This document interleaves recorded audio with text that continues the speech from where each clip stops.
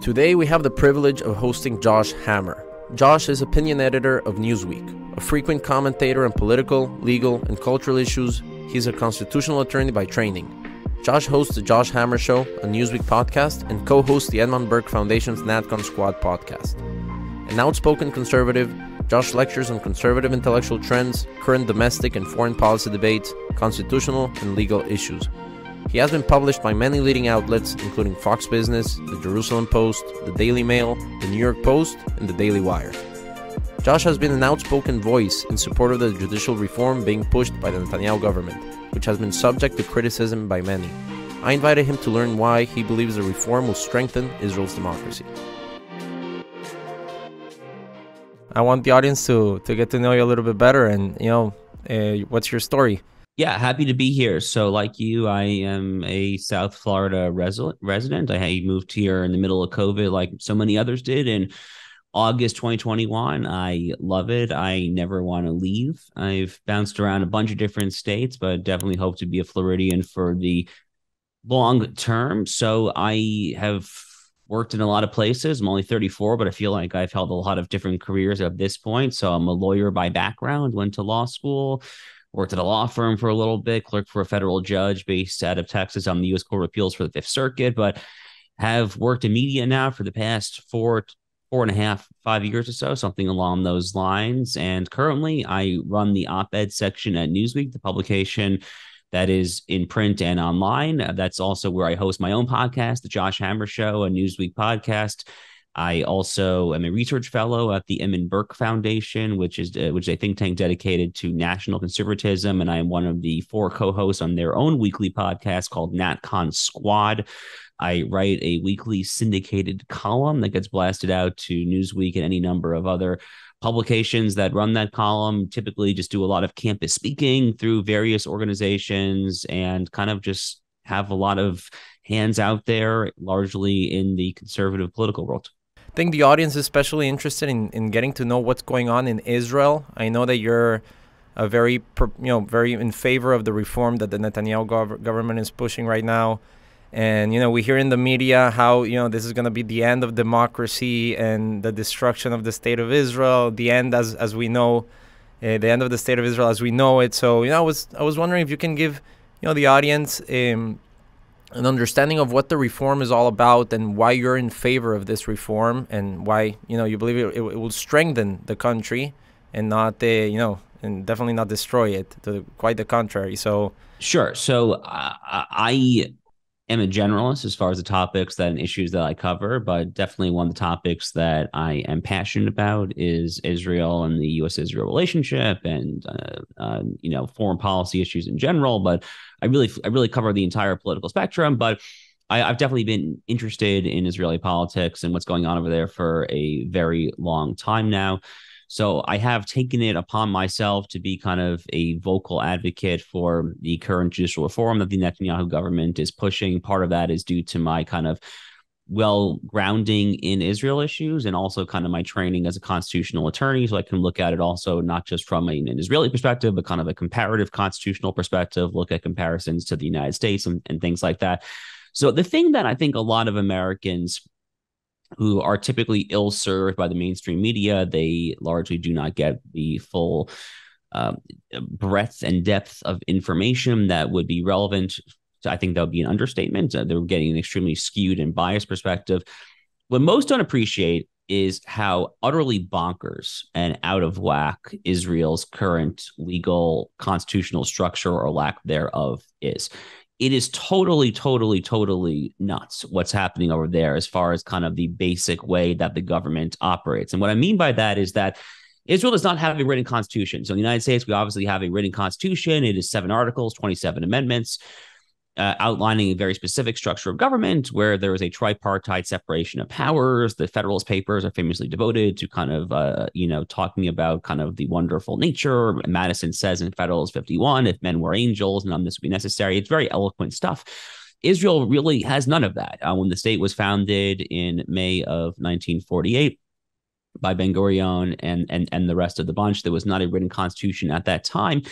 Rather, sovereignty was vested, as is customary in a parliamentary system, in the parliament. So much like how in the UK, the parliament ultimately has the sovereignty, or in Canada, the Canadian parliament has sovereignty there. In Israel, the way that it initially worked for at least the first 4.5 decades after the establishment of the state in 1948 is that their parliament, the Knesset, was able to retain sovereignty over decisions pertaining to foreign policy, national security, economic policy, really any and all of the above. This starts to go off the rails quite a bit in the 1990s when the very left-wing former Chief Justice of the Israeli Supreme Court by the name of Aaron Barak self-pronounced a judicial revolution, a constitutional revolution, and he arrogated unto himself and arrogated unto the Israeli Supreme Court powers that were, hitherto, prior to that, completely unthinkable, and to this day are unmatched by any other judiciary really across the entire world. The powers that subsequently became enacted into the Israeli Supreme Court's day-to-day operations are so extreme that the former U.S. Court of Appeals for the Seventh Circuit Judge Richard Posner, who was not shy himself from judicial activism, he himself felt compelled to say that Chief Justice Aaron Barak was a, quote, enlightened despot, which I think would be a polite way of saying it. So what this means in practice is that the Israeli Supreme Court has it basically has decided the ability to decide any policy or any legal issue at any time for any reason whatsoever. There is no need to point to a specific constitutional provision to nullify or strike down or enjoin the enforcement of a statute because, of course, there actually is no written constitution. What Israel does have is a series of basic laws, roughly 13, if I'm not mistaken about the exact number. These basic laws attain what most legal commentators say have quasi-constitutional status, which in theory would be a sufficient grounding for judicial review. If they were to actually codify it as a constitution, they could try to enjoin statutes if they infringe upon the basic laws. The problem is multifold. One is that the Supreme Court has itself decided that it can actually annul the basic laws, which in the U.S. would be the equivalent of the U.S. Supreme Court striking down the First Amendment or the Second Amendment if it didn't want so. And furthermore, over there, judicial review expands way beyond the basic laws. They can actually strike down a law simply because it is, quote unquote, unreasonable. And it's actually even worse than that. They can not merely strike down laws because they are, quote unquote, unreasonable. They can actually prevent the government from appointing certain ministerial cabinet appointment positions, as just happened over there recently when the Supreme Court enjoined the Netanyahu government's proposal, I guess you would say, to have Aryeh Deri, who is the head of the Sephardic Orthodox Party, the Shas Party. The Supreme Court enjoined that because they said it would be unreasonable for the Netanyahu government to have serving in the ministry someone who was previously convicted of a tax violation, which he paid the penalty for many years ago, like literally 20 years ago or something like that. So the Supreme Court is totally lawless, I would say.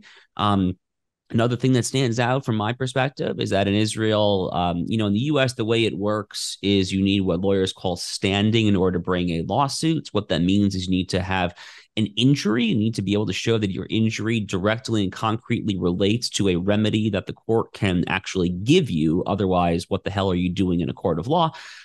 Over there, you don't even need standing. So any citizen can bring any suit to enjoin any policy at any time for any reason. And oh, by the way, also, if that was not bad enough, their attorney general, which is a real bastardization of the term attorney general because it bears little to no resemblance to the U.S. functional equivalent of the U.S. attorney general. The Israeli attorney general basically is a one-person roving commission that can decide whether a law that the Knesset, the parliament, passes is constitutional or not, and then can say, oh, you can't enforce that. Just one person. So the whole thing is just totally nuts. We haven't even gone into how the Supreme Court selects its own predecessors because they literally retain kind of a commanding plurality on the Judicial Selection Committee and have an effective veto over their own successors that they don't like, which means that they get to choose the people who replace them. It's just nuts. And it amounts to juristocracy, judicial oligarchy, whatever you want to call it. It is a rule of cloistered elites elites who typically fit a very narrow and niche demographic slice of the Israeli electorate. It's really kind of the last ditch effort of Israel's founding, which was predominantly politically left of center, secular, socialist, Ashkenazi, Tel Aviv elite. It's really kind of the last grasp of these old school Ashkenazi leftist socialists trying to wield power over an Israel that has become much more diverse since then. It has become more Mizrahi, more Sephardi, more, and most important, more religious, more traditionalist, more nationalist. So that is the clash. It's quite a clash. And obviously, we've seen the protests in the streets, but I do feel very strongly that the reforms are just and that they should proceed. Awesome. And what exactly are the reforms? It's my understanding. I'm no expert in the topic, but it's my understanding that there are two main, the most important tenets of the reform, which are how the justices are appointed, and the second one is the overhaul clause. So I'm wondering if you can explain to me a little bit about it. What are those two tenets, and if there are any other material changes that the Netanyahu government is pushing in this reform. Yeah, so there's a sweeping array of changes here. You highlighted two of the more controversial ones. Some of the less controversial ones would be to limit the power of the so-called attorney general, who once again is this one-person roving commission who bears little to no resemblance to the U.S. equivalent that we call our attorney general. Another policy that the reforms would implement would be to kind of strip the ability of the Supreme Court to nullify or enjoin enforcement of a statute solely on grounds that it is unreasonable. It would require them to point to something more than that, which is just pure logical common sense, frankly. But the two provisions that are purportedly more controversial are the two that you have referred to as the Judicial Selection Committee's method for selecting its successors, and then also the override clause. So the Judicial Selection Committee, currently, I believe it is, the way it's comprised is there are 9 people on the Judicial Selection Committee. My numbers might be slightly off here, but if I'm correctly, I think it's 9 people, 3 of whom are sitting Israeli Supreme Court justices, but you need 7 of the 9 to agree on who to choose as the next Supreme Court justice. So what that means in practice is that if the 3 sitting Supreme Court justices gang up, they can get that 9 number down to 6, thus prevent a quorum, and they have veto power basically over who their own successors are. And by the way, among the other members of that 9-person committee are representatives from the Israeli Bar Association, which is, as most professional bar associations are, is disproportionately left-wing, deeply hostile to kind of nationalist and religious values and things like that. The proposal would expand that number from 9 to 11 and would effectively dilute the power of the justices to choose their own successors. It would politicize the process more. It would democratize the process more. This is, of course, the greatest irony of the so-called anti-democracy protesters who think that these reforms would somehow kind of throw away democracy. It is literally the exact opposite of that.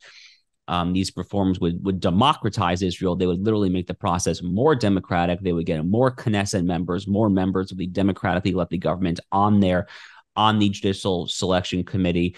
So that's the alleged controversy, which I think is totally uncontroversial. In my opinion, actually, the current judicial reforms when it comes to the Judicial Selection Committee don't even go far enough. What I would prefer to see is that it be purely politically accountable, purely democratically accountable, much like we have here in the United States. So the way it works in the United States is that when you have a vacancy on the U.S. Supreme Court or any of the federal courts of appeals or federal district courts, the Constitution prescribes a specific method known as advice and consent, whereby the president nominates and the U.S. Senate confirms a judicial nomination. I would prefer to see a similar process. If I were advising Israel to write a constitution, I would prefer it to be purely democratically accountable. So I don't even think these reforms go far enough from that perspective, but it's at least a step in the right direction. The override clause, which has been to this day probably the most controversial, the judicial reform package's components. What the override clause would do is it would allow 61 members, so that's a majority of the Knesset, which is 120 members. It would permit 61 members to override a decision of the Israeli Supreme Court. Now, the bill is, or the reforms are smart enough to build in a lot of checks on that power. So if 15 justices of the court, because these packages would expand the number of justices, if I recall, to 15. If I think the threshold is if 12 of the 15 vote to strike down a law, then the Knesset cannot override it. So that's one possible check that's already built in. If a high enough percentage vote to strike down a law, then it cannot be overridden. Another thing is that if the Knesset overrides the Supreme Court striking down of a law, there's a built-in sunset provision. The override would automatically expire in, I believe, 4 years' time. By the way, this is nearly identical to a similar provision that exists in the Canadian Constitution. So Canada, which is also a parliamentary system, also has a system of parliamentary supremacy. Their constitution also has an override clause whereby the Canadian Parliament can override the Canadian Supreme Court. Their sunset clause is 5 years, so Israel's is actually slightly smaller than that. And of course, another thing to bear in mind here is that the Supreme Court decides hundreds, perhaps likely thousands, maybe even tens of thousands. They decide a lot of petitions in a given year, many, far too many than the Knesset could possibly override. So the Supreme Court could still, even under this system, override the Knesset if it wanted to. And the final thing to bear in mind here, because this is where people typically kind of trot out the parade of horribles. They say, oh, what if Israel does this? What if they do that? The other thing to bear in mind here is that Israel is always under a constant microscope from the global elites, from the United Nations, from various forces out in the world who are, frankly, usually often anti-Semitic and just hate Israel. So Israel is cognizant of that fact, and the Knesset, for those obvious reasons as well, would not necessarily be quick to override the Supreme Court in a way that would grossly offend the very delicate sensibilities of the leftist elites in the United Nations or in Brussels or things like that. Awesome. So a lot to unpack there, but let's go back to the justices, because I'm wondering, in the U.S., so the president appoints a justice, and then the Senate has to confirm it. It's my understanding that's the process. So. But, the framers, the founders of the U.S., they created a system of checks and balances where you have the executive branch and a bicameral system where you have the Senate and the House of Representatives. In Israel, since it's a parliamentary system, you only have, the executive and the legislature is essentially one and the same. So I'm wondering, isn't it a lot of power to, provide the executive? There's no, checks and balances in the sense that there's no prime minister doesn't, nominate somebody, a candidate, a justice, and then some other body, votes on it or argues, to see if this is the appropriate candidate. So I'm wondering what your thoughts on that is, and because there are no checks and balances there. So, but again, since there is no constitution, I'm wondering, in which way can this be done in a way that it doesn't infringe upon, minority rights, for example? Because, going back to the topic of it's funny because people say that this reform is going to end democracy, but what I see is that this is going to make the country more democratic, and that's something. I consider myself to be a conservative. That's something that worries me because. You can end up with the tyranny of the majority. The U.S. is not a democracy; it's a constitutional republic because the majority cannot vote to infringe on the rights of the minority. So don't you think this reform is too democratic? Well, if I were advising Israel, if I were there in Tel Aviv with Ben Gurion and Menachem Begin and everyone else in 1948. I would have advised that they write a constitution. And personally, I think the U.S. Constitution is a pretty good place to start. You might even call me a U.S. Constitution supremacist. I think the U.S. Constitution is actually very good.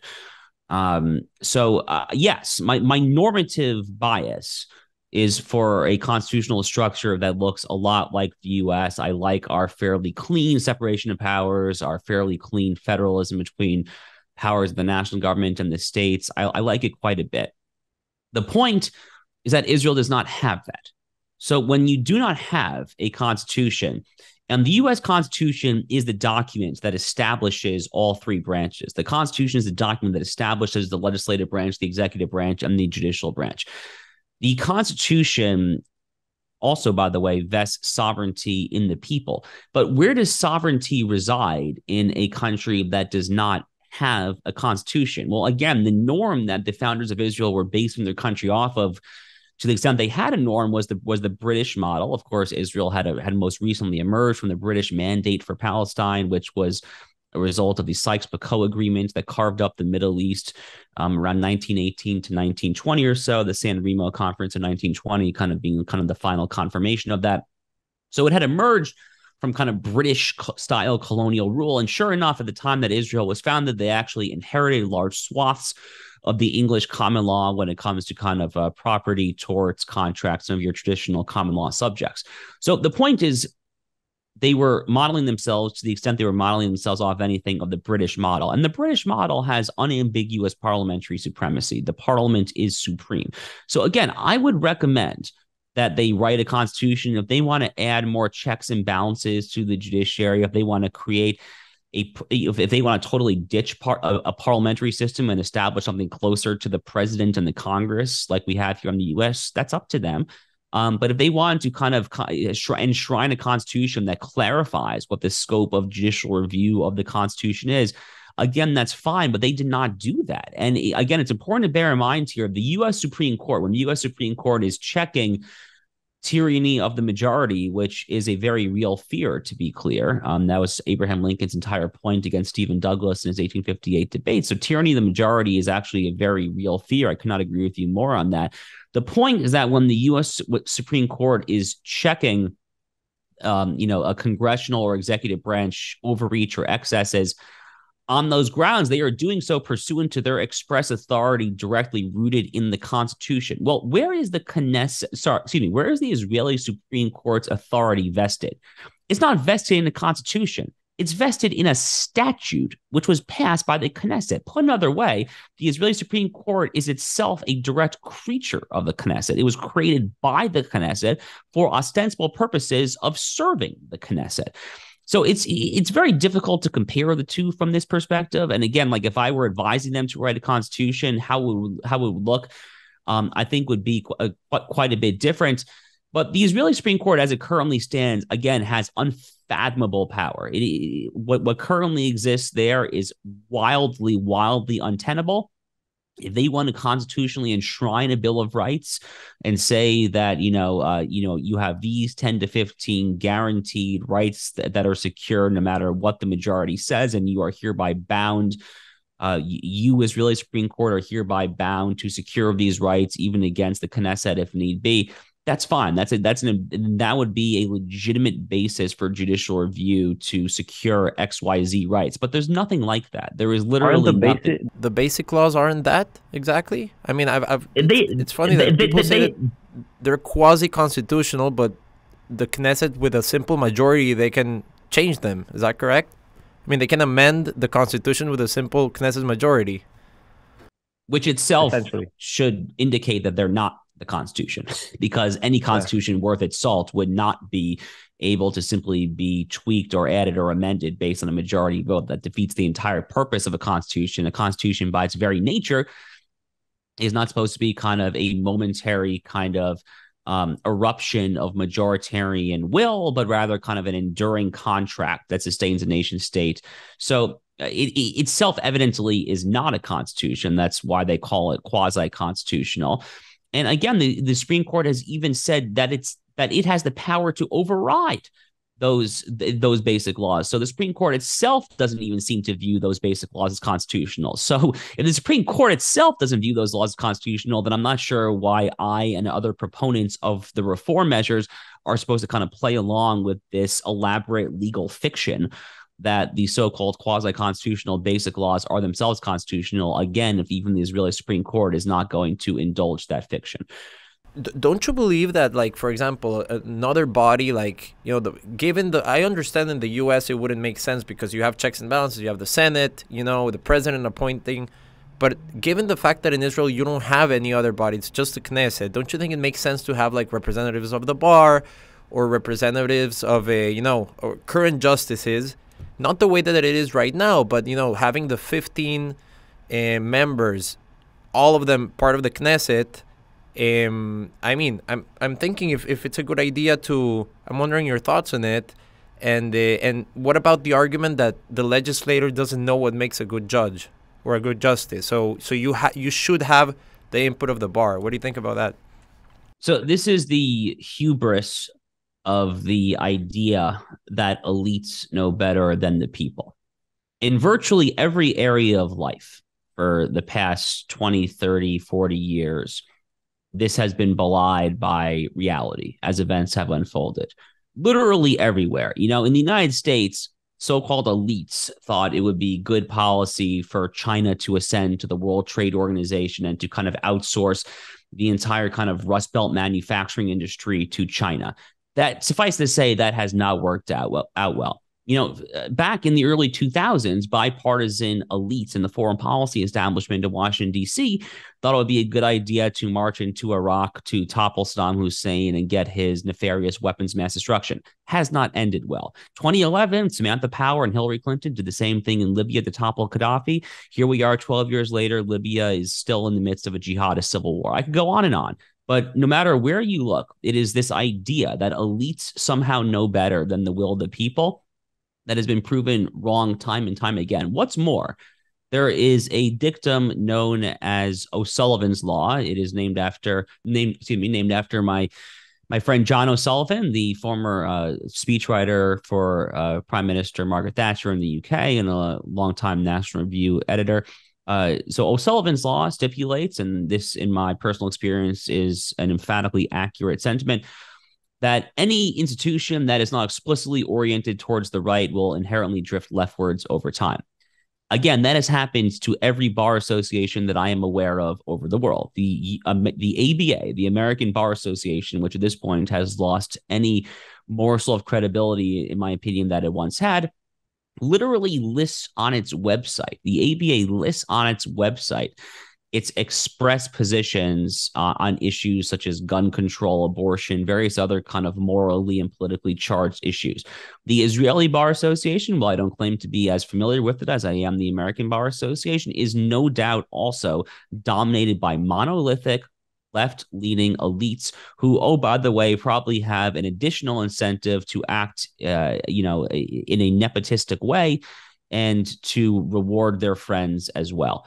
So the whole thing is backwards. I really see nothing wrong whatsoever with direct political management. Now, in the United States Constitution, our justices and judges serve life tenure. I'm not necessarily saying I would recommend that over there. I mean, they could be directly politically accountable, and then maybe they could be up for some states here in the U.S. have what are known as retention elections. So the justices are not chosen by the people, although some states have that too. Texas, where I used to live, is famous for having direct Texas Supreme Court judicial elections.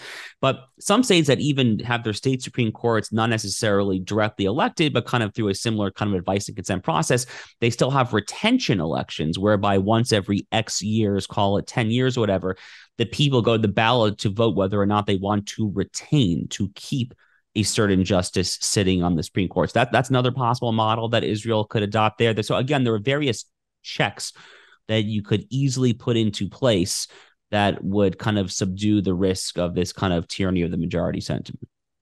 So just to clarify, you say that the so-called elites, let's say, have been, not dominating here in the U.S., and I don't disagree with you, but these elites are politicians that are accountable to the people, and the people, that vote for them over and over and over again. You have, Congress people with 50 years. So even in Congress, so even though, they are accountable and they keep on running the country, and so I guess the point that I'm making is that the elites are part of Congress. So there is a disconnect because people vote and they're not necessarily informed about, the positions of the politicians. They just vote for, whatever marketing the politician does. So I'm wondering if that changes your mind, because we talk about they need to be accountable to the people, but that's the closest that we have, but it's not a perfect system. You know what I mean?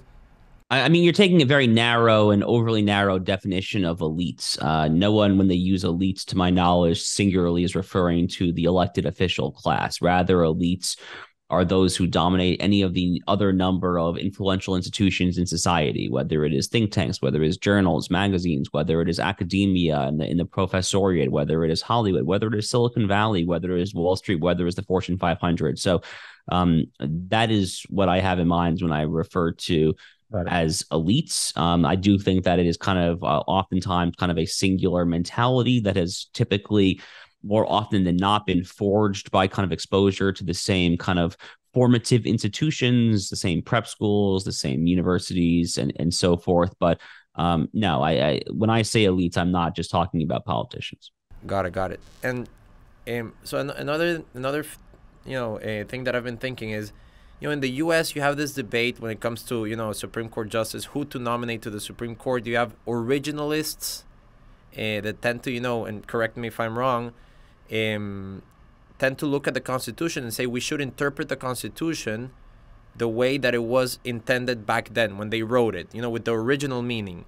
And then you have the living, breathing document, kind of narrative where you should, which I don't understand, to be honest with you, which is you can interpret it the way that you want, essentially. You can give it the meaning that you want because the Constitution is, the essence of the Constitution is what's important, and it changes generation to generation. But in Israel, you don't have a constitution. So when you nominate people to the court, the right wingers in Israel or people on the right are going to nominate somebody that has more affinity to right ideas, and the left to justices that have more affinity to the left.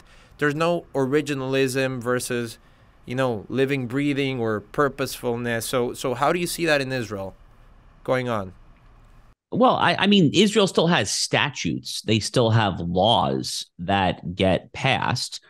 And, not every case that gets that is litigated is going to be a constitutional case. So the ones that Americans typically hear about, the flashiest, the sexiest cases, the cases that all the writers and pundits talk about are constitutional cases. But obviously, there are also any number of statutory cases that implicate regulatory code, the Administrative Procedure Act, the various kind of Byzantine components of the U.S. bureaucracy. So, for a very simple statutory case could get litigated up to the Israeli Supreme Court, where they are asked to kind of clarify the meaning of a statute. The two parties are there and they stand on opposite sides. So, in that particular context, then basic canons of statutory construction would definitely still be implicated. So again, not everything is a constitutional case, but to your point, yes, again, the cardinal sin here, to use a Catholic analogy, is that Israel does not have a constitution. That obviously happens to be true.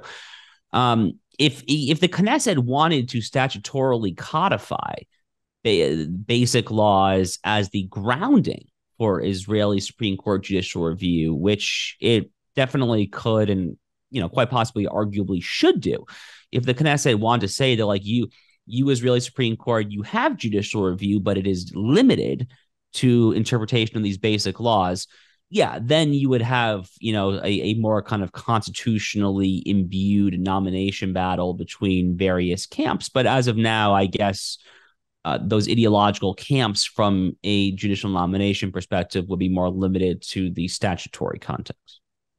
All right. What are your thoughts on, some people say that there are ulterior motives to this judicial reform, which is to save Netanyahu, to absolve him from his trial. What would you respond to people pushing this, idea? Because I've spoken to some protesters and they tell me I'm on the streets because the media has told me that Netanyahu is going to get, Netanyahu is going to be free from the trial, and I frankly don't see how, it has an effect.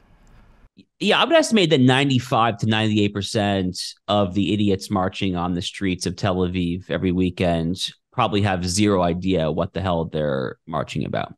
They have just been ginned up with excitement from a very, from a very misleading press, whether that's the miscreants in the left-leaning Israeli press, outlets like Haaretz and the various left-wing cable channels, or whether that is kind of international incitement from the likes of which, a Tom Friedman, the New York Times columnist, folks like that. So they're ginned up with rage They hate Netanyahu, or at least they think they hate Netanyahu because that's kind of the socially acceptable or cool thing to do these days, I guess, if you're kind of like a hip, secular, young Tel Aviv person.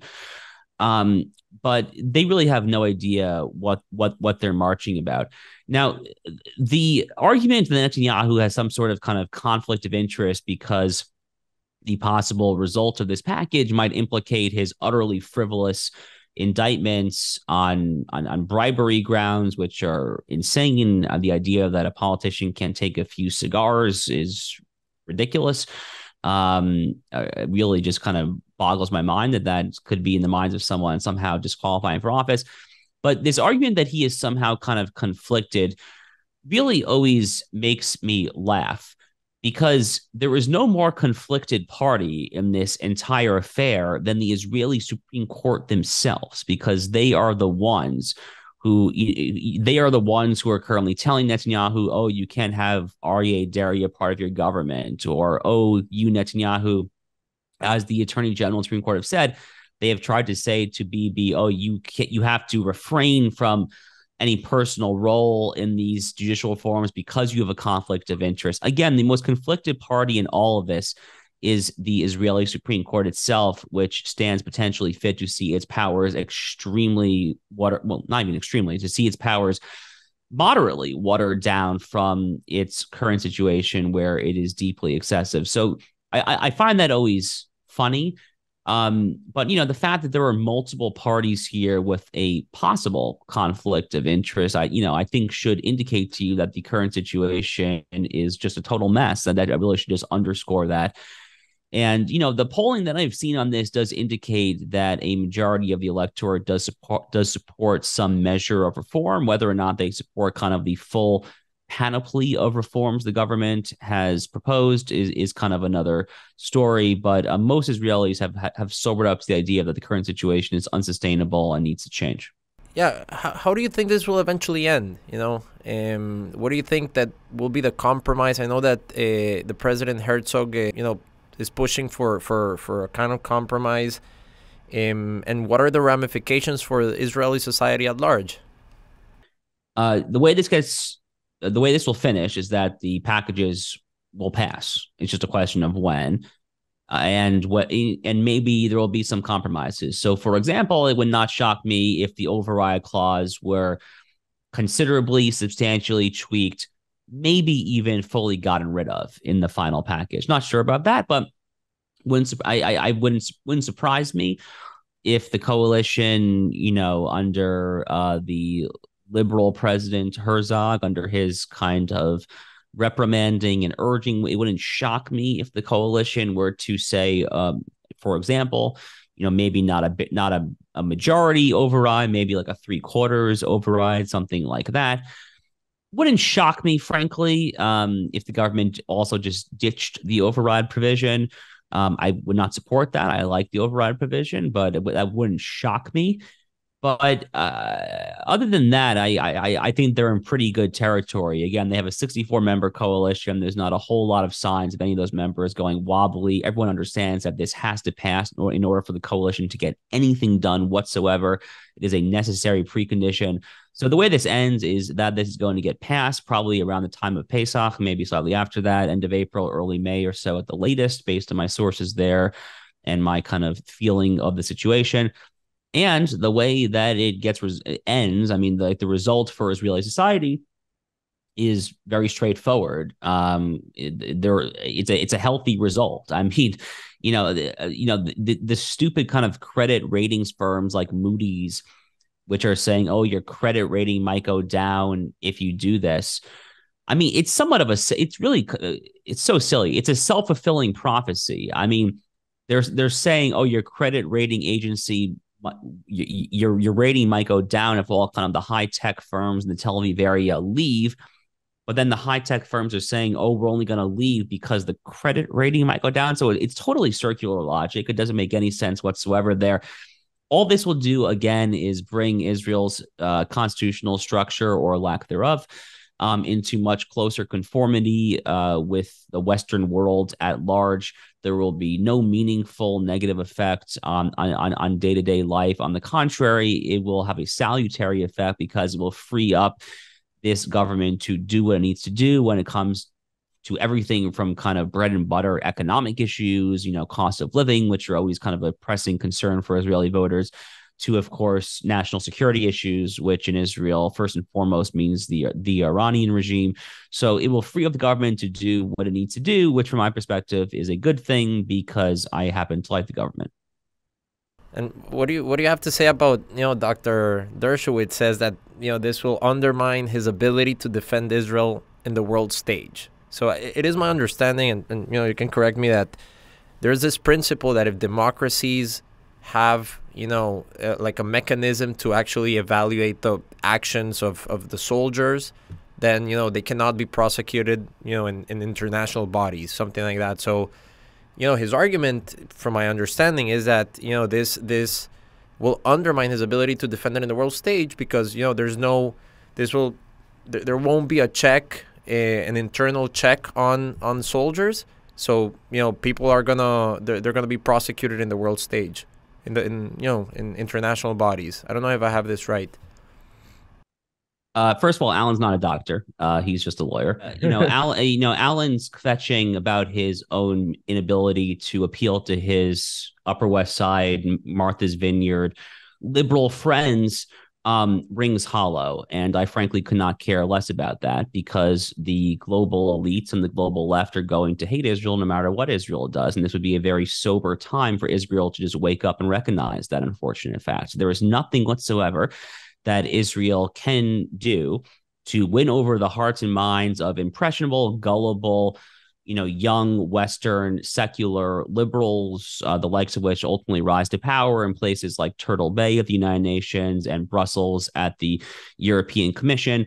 It doesn't matter. I mean, seriously, who cares what the ICC, the International Criminal Court, says about Israel? These institutions are invariably corrupted to their core. They have a very, very idiosyncratic conception of liberal internationalism and human rights and things like that. And it is a total and complete fool's errand for Israel to go about its business with the modus operandi, with the incentive that it somehow has to appeal to these various other groups. I mean, a flip side of this would be, the Union for Reform Judaism or all these other various kind of liberal branches in the U.S. are going to somehow question their Zionism. And my response is, who the bloody hell cares? These people are Zionists of convenience on a good day, anti-Zionists on a bad day. They're oftentimes much closer to the latter camp when they're letting in groups like J Street and If Not Now into their arena. And, as Ron Dermer said about a year and a half ago, he got in a lot of trouble for it, but he was emphatically correct. He said the future of kind of U.S. support of Israel, frankly, does not rely on the American Jewish community. It relies on the evangelical Christian community because there are numerically way more of them. And, unlike the American Jewish community, which tragically, numerically is non-Orthodox and is intermarrying at an astonishing rate, the evangelical community doesn't really suffer from either of those two maladies. So all this is based on kind of total false preconceptions about what Israel can or should be doing on the international stage. Really, what's going on here, if I can kind of just say this at kind of a higher level, what people like Alan Dershowitz, who are in his mid-80s, are doing, what people like Tom Friedman, the New York Times columnist, who whatever is in his 60s, 70s, who cares, what people like that are doing, this is the last grasp of relevance for left-leaning, less religious, largely Ashkenazi people who grew up knowing an Israel that no longer exists and is not going to exist again, because those days of Israel as a secular socialist haven are done, over. The left's idiocy, the decades of leftist rule in Israel were definitively destroyed by Oslo and the Second Intifada in particular. It's never going to go back to that. Israel is going to be a right-leaning, more nationalist, more religious country for the time being. And what you are seeing with these cries of desperation of the likes which my recent debating partner, Alan Dershowitz, has been an obnoxiously loud component. What you see from folks like that, again, is just a last grasp for relevance and trying to become relevant in an Israel that they are increasingly relevant to. Awesome. Well, I mean, I think we covered plenty of topics. I know you're a busy man, so I won't keep you up, but thanks for joining, and I appreciate it. Hope to have you back soon. Thanks for having me. I appreciate it. This was fun. Thanks.